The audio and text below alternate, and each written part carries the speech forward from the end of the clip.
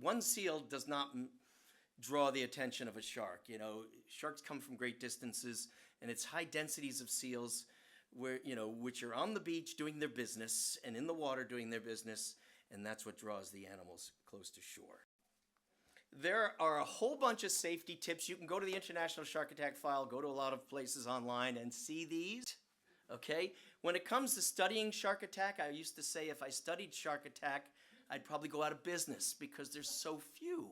There's so few. It's not like in car accident data sets. There's less than 100 per year on a global scale, and less than 10% of those are fatal. And so it's really difficult for us to draw major conclusions relative to, behavior of the wetsuit type, species implicated, all the different activities, because like any event, if you've got eyewitnesses, if you got 10 eyewitnesses, you got 10 different stories.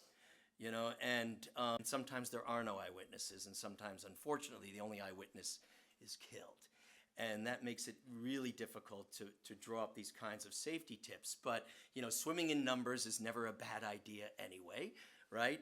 Dawn or dusk is really interesting. We haven't seen that pan out in any of our behavioral data sets relative to white sharks around New England, okay? But there are species that are tuned into feeding when their prey has a disadvantage relative to sight. So those periods are crepuscular periods. So a lot of our southern species of sharks are really well adapted for low light level feeding because their eyes are really well adapted relative to cones and rods and all those wonderful things relative to low light levels. So it puts their prey at a disadvantage.